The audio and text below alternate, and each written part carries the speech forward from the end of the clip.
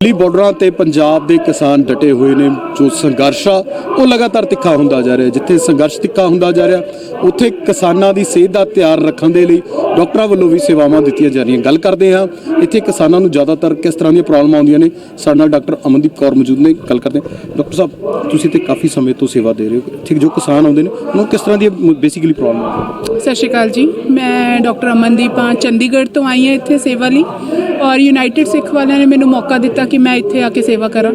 ਮੈਂ ਜਦੋਂ ਤੋਂ ਇੱਥੇ ਆਈ ਹਾਂ ਮੈਂ ਕੁਝ ਚੀਜ਼ਾਂ ਨੋਟਿਸ ਕਰ ਰਹੀ ਹਾਂ ਕਿ ਇੱਥੇ ਜਿਹੜੇ ਆਮ ਕਿਸਾਨ ਬੈਠੇ ਨੇ ਉਹਨਾਂ ਨੂੰ ਜੋ ਦਿੱਕਤਾਂ ਆ ਰਹੀਆਂ ਉਹ ਹੈ ਕਿ ਲੱਤਾਂ ਦਰਦ ਹੋਣਾ, ਪੇਟ ਖਰਾਬ ਹੋਣਾ ਤੇ ਬੀਪੀ ਵਧਿਆ ਹੋਣਾ, ਉਹਦੀ ਦਿੱਕਤਾਂ ਜ਼ਿਆਦਾ ਮਹਿਸੂਸ ਕਰ ਰਹੇ ਨੇ।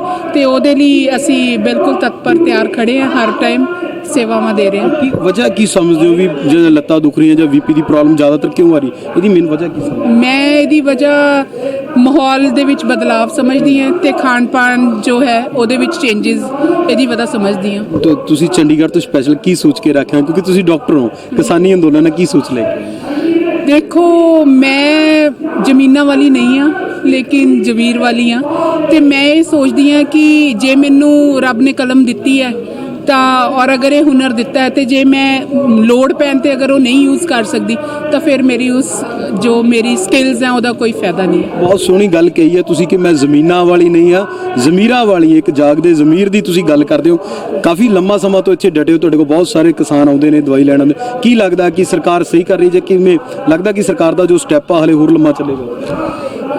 ਦੇਖੋ, ਮੈਨੂੰ ਪਰਸਨਲੀ ਜੋ ਲੱਗਦਾ ਹੈ ਉਹ ਇਹ ਲੱਗਦਾ ਹੈ ਕਿ ਸਰਕਾਰ ਸਹੀ ਨਹੀਂ ਕਰ ਰਹੀ।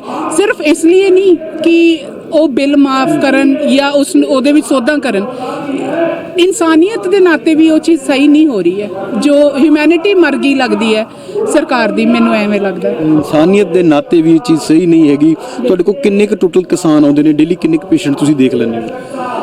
ਰੋਜ਼ ਦੇ 200, 150, 200 ਤੋਂ ਜ਼ਿਆਦਾ ਪੇਸ਼ੈਂਟ ਜਿਹੜੇ ਆ ਉਹ ਦੇਖ ਲੈਂਦੇ ਆ। ਰੋਜ਼ ਦੇ 150, 200 ਤੋਂ ਜ਼ਿਆਦਾ ਪੇਸ਼ੈਂਟ ਇਹ ਦੇਖਦੇ ਨੇ। ਇਹਨਾਂ ਨਾਲ ਹੀ ਗੱਲ ਕਰਦੇ ਹਾਂ। ਸੀਨੀਅਰ ਡਾਕਟਰ ਰਜਿੰਦਰ ਕੁਮਾਰ ਮੌਜੂਦ ਨੇ, ਸਾਡੇ ਨਾਲ ਰਜਿੰਦਰ ਸਿੰਘ ਜੀ ਮੌਜੂਦ ਨੇ।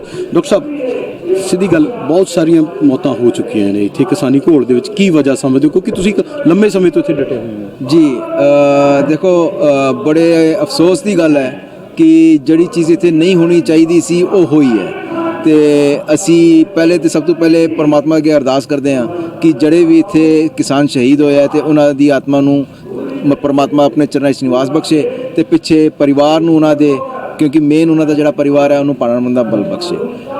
ਇਹ ਮੌਤਾਂ ਕਿਉਂ ਹੋਈਆਂ ਹੈ, ਬੜਾ ਮਤਲਬ ਬੜੀ ਅਫਸੋਸ ਵਾਲੀ ਗੱਲ ਹੈ ਕਿ ਇਹ ਚੀਜ਼ਾਂ ਨਹੀਂ ਹੋਣੀ ਚਾਹੀਦੀਆਂ ਸਨ।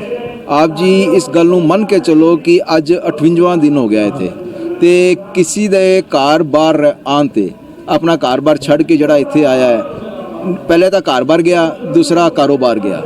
ਤੇ ਇੱਕ ਆਦਮੀ ਦਾ ਜਦ ਘਰ-ਬਾਰ ਬਾਹਰ ਹੋਵੇ ਨਾਲੇ ਕਾਰੋਬਾਰ ਵੀ ਨਾ ਹੋਵੇ ਤੇ ਉਹਦਾ ਸਟ੍ਰੈਸ ਲੈਵਲ ਜਿਹੜਾ ਹੈਗਾ ਉਹ ਇੱਕ ਹਾਈ ਲੈਵਲ ਤੇ ਹੁੰਦਾ। ਤੇ ਉਸ ਚੀਜ਼ ਨੂੰ ਸੰਭਾਲਣਾ। ਦੂਸਰਾ, ਜਿਹੜੇ ਬਜ਼ੁਰਗ ਇੱਥੇ ਰਹੇ ਹੈ ਤੇ ਬਜ਼ੁਰਗਾਂ ਦਾ ਆਪ ਜੀ ਨੂੰ ਪਤਾ ਹੈ ਕਿ ਉਹਨਾਂ ਦੀ ਦਿਨਚਰਿਆ ਜਿਹੜੀ ਹੈ ਉਹ ਸਵੇਰੇ 3:45 ਤੋਂ ਸ਼ੁਰੂ ਹੋ ਜਾਂਦੀ ਹੈ, 3:30 ਪੌਣੇ 4 ਤੋਂ ਸ਼ੁਰੂ ਹੋ ਜਾਂਦੀ ਹੈ। 3:30 ਪੌਣੇ 4 ਵਜੇ ਆਪ ਜੀ ਨੂੰ ਪਤਾ ਹੀ ਹੈ ਇਸ ਵਕਤ ਕਿੰਨੀ ਅੱਧੀ ਸਰਦੀ ਪੈ ਰਹੀ ਹੈ। ਇਸ ਵਕਤ ਠੰਡੇ ਪਾਣੀ ਵਿੱਚ ਸਰਦੀ ਵਿੱਚ ਨਹਾਣਾ ਇਹ ਇੱਕ ਬੜੀ ਵੱਡੀ ਗੱਲ ਹੈ ਕਿ ਜਿਹੜੇ ਉਹ ਕਰ ਰਹੇ ਨੇ। ਮੇਨ ਕਾਰਨ ਬਜ਼ੁਰਗਾਂ ਦੇ ਹਾਰਟ ਅਟੈਕ ਦਾ ਹੀ ਕਹਿ ਵੀ ਰਿਹਾ ਹੈ, ਕਿਉਂਕਿ ਇੰਨੀ ਸਰਦੀ ਵਿੱਚ ਬਾਹਰ ਰਹਿਣਾ ਔਰ ਸਾਰੇ ਦਿਨ ਰਹਿਣਾ ਕੋਈ ਆਸਾਨ ਕੰਮ ਨਹੀਂ ਹੈ। ਡਾਕਟਰ ਸਾਹਿਬ, ਇੱਕ ਕਾਰਨ ਮੇਰੇ ਵੀ ਕਿ ਸਰਦੀ ਦੇ ਵਿੱਚ ਬਾਹਰ ਰਹਿਣਾ, ਠੰਡੇ ਪਾਣੀ ਨਾਲ ਨਹਾਉਣਾ, ਤੁਸੀਂ ਦੱਸ ਰਹੇ ਹੋ। ਜੇ ਗੱਲ ਕੀਤੀ ਤਾਂ 121 ਦੇ ਕਰੀਬ ਮੌਤਾਂ ਹੁਣ ਤੱਕ ਹੋ ਚੁੱਕੀਆਂ ਨੇ। ਬਹੁਤੀਆਂ ਮੌਤਾਂ ਹਾਰਟ ਅਟੈਕ ਨਾਲ ਹੋਈਆਂ। ਕਿ ਮੇਨ ਵਜ੍ਹਾ ਇਹੀ ਹੈ ਜਾਂ ਇਸ ਤੋਂ ਇਲਾਵਾ ਕੋਈ ਵਜ੍ਹਾ ਹੋ ਸਕਦੀ ਹੈ? ਕਿਉਂਕਿ ਇਕੱਠ ਵੀ ਇੱਕ ਬਹੁਤ ਵੱਡਾ ਹੋਇਆ ਜੀ। ਦੇਖੋ, ਇਕੱਠ ਵੀ ਬਹੁਤ ਹੈ ਤੇ ਉਸ ਇਕੱਠ ਦੇ ਵਿੱਚ ਮੇਨ ਤੁਹਾਨੂੰ ਜਿਹੜੀ ਗੱਲਾਂ ਦੱਸੀਆਂ ਮੈਂ, ਉਹ ਇਹ ਕਾਰਨ ਠੰਡ ਦਾ ਕਾਰਨ ਹੈ ਬਜ਼ੁਰਗਾਂ ਲਈ। ਈਵਨ ਅਸੀਂ ਕੁਝ ਇਹੋ ਜਿਹੀ ਵੀ ਮੌਤਾਂ ਦੇਖੀਆਂ ਜਿਹੜੇ ਕਿ ਜਵਾਨ ਬੱਚੇ ਸਨ, ਤੇ ਜਵਾਨ ਬੱਚਿਆਂ ਦਾ ਇੱਥੇ ਉਸ ਠੰਡ ਦੇ ਨਾਲ ਇੱਕ ਸਟ੍ਰੈਸ ਲੈਵਲ ਦੀ ਵੀ ਗੱਲ ਇੱਥੇ ਆਉਂਦੀ ਹੈ। ਮੈਂਟਲ ਸਟ੍ਰੈਸ ਲੈਵਲ ਇੱਥੇ ਇੰਨਾ ਵੱਧ ਚੁੱਕਾ ਹੈ ਤੇ ਮਤਲਬ ਉਹ ਵੀ ਇੱਕ ਕਾਰਨ ਇੱਥੇ ਰਿਹਾ ਹੈ। ਅਨਫੋਰਚੂਨੇਟਲੀ ਇੱਥੇ ਆਪ ਜੀ ਨੂੰ ਪਤਾ ਹੀ ਹੈ ਕਿ ਕੁਝ ਕੇਸਿਸ ਸੁਸਾਈਡ ਦੇ ਵੀ ਹੋਏ ਹੈ। ਤੇ ਅਸੀਂ ਜਿਸ ਤਰ੍ਹਾਂ ਹੀ ਅਸੀਂ ਪਹਿਲਾ ਕੇਸ ਸੁਣਿਆ ਸੀ ਕਿ ਸੁਸਾਈਡ ਦਾ ਕੇਸ ਹੋਇਆ ਤੇ ਅਸੀਂ ਆਪਸ ਵਿੱਚ ਬਹਿ ਕੇ ਮੀਟਿੰਗ ਕੀਤੀ ਤੇ ਉਹਦੇ 'ਚ ਅਸੀਂ ਇਹ ਦੇਖਿਆ ਕਿ ਇਹਦਾ ਕਾਰਨ ਕੀ ਹੈ। ਕਾਰਨ ਸਾਨੂੰ ਜਿਹੜੀ ਸਮਝ ਆਈ ਕਿ ਇੱਥੇ ਸਟ੍ਰੈਸ ਲੈਵਲ ਬੱਚਿਆਂ ਦਾ ਹੁਣ ਬਹੁਤ ਵੱਧ ਗਿਆ ਦੇਖੋ ਪਹਿਲੇ ਮੈਂ ਤੁਹਾਨੂੰ ਦੱਸਿਆ ਕਿ ਇੱਕ ਤੇ ਆਪਣੇ ਘਰੋਂ ਬਾਹਰ ਨੇ, ਦੂਸਰਾ ਕਾਰੋਬਾਰ ਨਹੀਂ ਹੈ, ਤੀਸਰਾ ਸਭ ਤੋਂ ਵੱਡੀ ਇੱਥੇ ਸਰਕਾਰ ਤੋਂ ਬੇਰੁਖੀ ਉਹਨਾਂ ਨੂੰ ਜਿਹੜੀ ਹੈ ਉਹ ਉਸ ਗੱਲ ਨੂੰ ਵਾਅਦਾ ਕਰਦੀ ਹੈ। ਅਸੀਂ ਫਿਰ ਇੱਥੇ ਉਸ ਵਾਸਤੇ ਉਸ ਮੈਂਟਲ ਸਟ੍ਰੈਸ ਨੂੰ ਘੱਟ ਕਰਨ ਲਈ ਅਸੀਂ ਆਪਣੇ ਇੱਥੇ ਸਾਈਕੋਲੋਜੀ ਦੀ ਡਾਕਟਰ ਦੀ ਟੀਮ ਵੀ ਰੱਖੀ ਹੈ। ਅਸੀਂ ਸਟੇਜ 'ਤੇ ਜਾ ਕੇ ਅਨਾਉਂਸ ਵੀ ਕੀਤਾ ਕਿ ਜਿਹੜਾ ਵੀ ਆਦਮੀ, ਜਿਹੜੀ ਵੀ ਭੈਣ, ਜਿਹੜਾ ਵੀ ਮਾਤਾ ਆਪਣੇ ਮਨ ਦੀ ਗੱਲ ਕਰਨਾ ਚਾਹਣ ਉਹ ਸਾਡੇ ਕੋਲ ਜ਼ਰੂਰ ਆਉਣ, ਕਿਉਂਕਿ ਅਗਰ ਅਸੀਂ ਗੱਲ ਕਰਦੇ ਹਾਂ ਤਾਂ ਸਾਡਾ ਸਟ੍ਰੈਸ ਲੈਵਲ ਜਿਹੜਾ ਉਹ ਥੋੜਾ ਘੱਟ ਜਾਂਦਾ ਹੈ। ਅਸੀਂ ਕੋਸ਼ਿਸ਼ ਕਰਦੇ ਹਾਂ ਕਿ ਉਹਨਾਂ ਨਾਲ ਸਾਰੀ ਆਰਾਮ ਨਾਲ ਗੱਲ ਕੀਤੀ ਜਾਏ, ਉਹਨਾਂ ਨੂੰ ਜਿੰਨੇ ਵੀ ਸੈਸ਼ਨਸ ਅਸੀਂ ਦੇ ਸਕਦੇ ਹਾਂ ਅਸੀਂ ਉਹਨਾਂ ਨੂੰ ਸੈਸ਼ਨਸ ਦਈਏ ਤੇ ਉਹਨਾਂ ਦਾ ਸਟ੍ਰੈਸ ਲੈਵਲ ਘੱਟ ਕਰੀਏ। ਡਾਕਟਰ ਸਾਹਿਬ ਤੁਸੀਂ ਡਾਕਟਰ ਵੀ ਰੱਖ ਲਏ ਤੇ ਸਟ੍ਰੈਸ ਲੈਵਲ ਘੱਟ ਗਏ, ਗੱਲ ਕਰਦੇ ਹੋ ਲੋਕੀ ਦਿਲ ਦੀਆਂ ਗੱਲਾਂ ਕਿ ਤੁਹਾਡੇ ਨਾਲ ਖੋਲ੍ਹਦੇ ਨੇ, ਮੇਨ ਵਜ੍ਹਾ ਕੀ ਸਮਝਦੇ ਹੋ? ਕਿਉਂਕਿ ਜਦੋਂ ਲੋਕੀ ਗੱਲ ਕਰਦੇ ਨੇ ਤੁਹਾਨੂੰ ਦੱਸਦੇ ਹੋਣਗੇ ਕਿ ਇਸ ਵਜ੍ਹਾ ਕਰਕੇ ਸਾਡੇ ਦਿਮਾਗ ਦੇ ਬਰਡਨ ਆ ਸਟ੍ਰੈਸ ਆ। ਸਰ ਮੈਂ ਤੁਹਾਨੂੰ ਦੱਸਿਆ ਕਿ ਸਟ੍ਰੈਸ ਲੈਵਲ ਕਈ ਕਾਰਨਾਂ ਤੋਂ ਹੋ ਜਾਂਦਾ। ਅਸੀਂ ਕਹਿੰਦੇ ਨਾ ਕਿ ਜਵਾਲਾਮੁਖੀ ਫੁੱਟਿਆ ਤੇ ਜਵਾਲਾਮੁਖੀ ਇੱਕ ਦਿਨ 'ਚ ਨਹੀਂ ਫੁੱਟਦਾ, ਉਹਨੂੰ ਕਈ ਸਾਲ ਲੱਗਦੇ ਆ। ਇਹ ਸਟ੍ਰੈਸ ਲੈਵਲ ਵੀ ਜਿਹੜਾ ਇੱਥੇ ਇਹ ਗੱਲਾਂ ਹੁੰਦੀਆਂ ਜਾਂ ਮੌਤਾਂ ਹੁੰਦੀਆਂ ਉਹ ਇੱਕਦਮ ਨਹੀਂ ਹੁੰਦੀਆਂ। ਇਹ ਸਟ੍ਰੈਸ ਲੈਵਲ ਵੱਧਦਾ ਹੈ। 58 ਦਿਨ ਤੋਂ ਘਰੋਂ ਬਾਹਰ ਰਹਿਣਾ, ਆਪਣੇ ਪਰਿਵਾਰ ਤੋਂ ਅਲੱਗ ਰਹਿਣਾ, ਉਹ ਇੱਕ ਸਟ੍ਰੈਸ ਲੈਵਲ ਬਹੁਤ ਲੈਵਲ ਤੇ ਹੈ। ਉਸ ਤੋਂ ਬਾਅਦ ਆਦਮੀ ਕਿਸਾਨ ਇਹ ਸੋਚ ਕੇ ਆਇਆ ਹੈ ਕਿ ਅੱਜ ਮੈਂ ਛੱਡ ਕੇ ਆਇਆ ਤੇ ਉਹ ਇਸ ਉਮੀਦ ਤੇ ਆਇਆ ਕਿ ਮੇਰੀ ਗੱਲ ਸਰਕਾਰ ਸੁਣੇਗੀ। 58 ਦਿਨ ਲਗਾਤਾਰ ਉਹਨੂੰ ਰੋਸ ਕਰਦਿਆਂ ਇੱਥੇ ਹੋ ਗਿਆ। ਜਦ ਇਹਨਾਂ ਨੂੰ ਇਹ ਲੱਗਦਾ ਹੈ ਕਿਧਰੇ ਨਾ ਕਿਧਰੇ ਕਿ ਸਰਕਾਰ ਸਾਡੀ ਗੱਲ ਨਹੀਂ ਸੁਣ ਰਹੀ ਜਾਂ ਸਰਕਾਰ ਤੋਂ ਬੇਰੁਖੀ ਜੀ ਆ ਰਹੀ ਹੈ ਤੇ ਉਹ ਉਸ ਸਟ੍ਰੈਸ ਲੈਵਲ ਨੂੰ ਵਧਾਉਂਦਾ ਹੈ, ਉਸ ਰੋਸ਼ ਨੂੰ ਵਧਾਉਂਦਾ ਹੈ। ਜਿਹੜਾ ਸਟ੍ਰੈਸ ਲੈਵਲ ਹੁੰਦਾ ਉਹਦਾ ਚਿੜਚਿੜਾਪਨ ਆਉਣਾ ਸ਼ੁਰੂ ਹੋ ਜਾਂਦਾ। ਤੇ ਇਹ ਗੱਲ ਜਿਹੜੀ ਹੈ ਨਾ, ਸਰਕਾਰ ਦੀ ਜਿਹੜੀ ਬੇਰੁਖੀ ਹੈ ਉਹ ਬਹੁਤ ਹੀ ਜ਼ਿਆਦਾ ਅਹਿਮ ਇਹਦੇ ਵਿੱਚ ਰੋਲ ਅਦਾ ਕਰ ਰਹੀ ਹੈ। ਯਾਨੀ ਕਿਤੇ ਨਾ ਕਿਤੇ ਆਪਾਂ ਕਹਿ ਸਕਦੇ ਕਿ ਸਰਕਾਰ ਵੀ ਇਹਦੇ ਵਿੱਚ ਦੋਸ਼ੀ ਹੈ। ਮੇਰੇ ਹਿਸਾਬ ਨਾਲ ਤਾਂ ਜ਼ਰੂਰ ਦੋਸ਼ੀ ਹੈ। ਇਹ ਗੱਲ ਮੈਂ ਤੁਹਾਨੂੰ ਤਾਂ ਪੁੱਛਣਾ, ਤੁਸੀਂ ਲੋਕਾਂ ਦੀ ਗੱਲ ਸੁਣਦੇ ਹੋ, ਲੋਕ ਤੁਹਾਡੇ ਕੋਲ ਆ ਕੇ ਗੱਲਾਂ ਕਰਦੇ ਨੇ, ਆਪਣੇ ਦਿਲ ਦੀਆਂ ਗੱਲਾਂ ਕਰਦੇ ਨੇ। ਆਪਣੇ ਘਰ ਦਾ ਉਹਨਾਂ ਨੂੰ ਸਟ੍ਰੈਸ ਕਾਫੀ ਹੈ। ਕਈਆਂ ਦੀ ਹਰ ਇੱਕ ਦੀ ਪ੍ਰੋਬਲਮ ਇੱਥੇ ਅਲੱਗ-ਅਲੱਗ ਹੈ।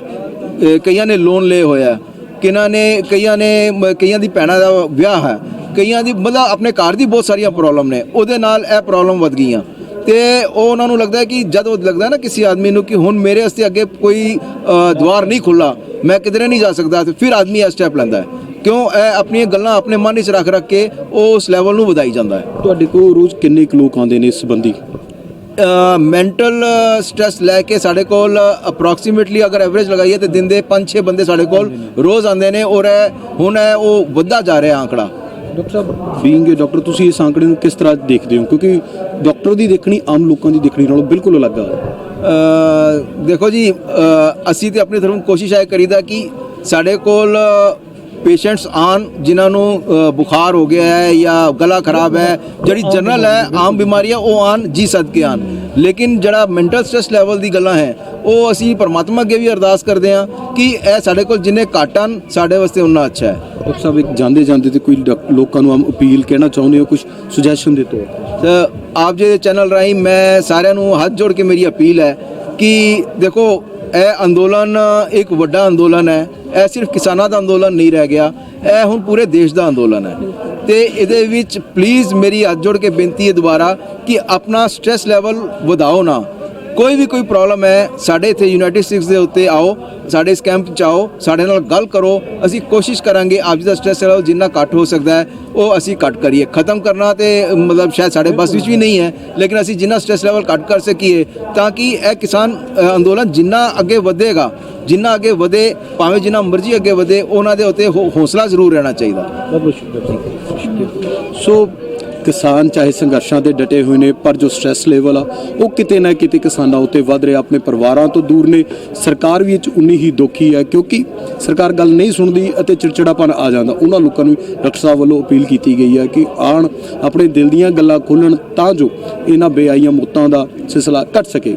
ਦਿੱਲੀ ਤੋਂ ਕੈਮਰਾ ਪਰਸਨ ਕਾਸ਼ ਦੇ ਨਾਲ ਰਵੀ ਜਾਖੜ।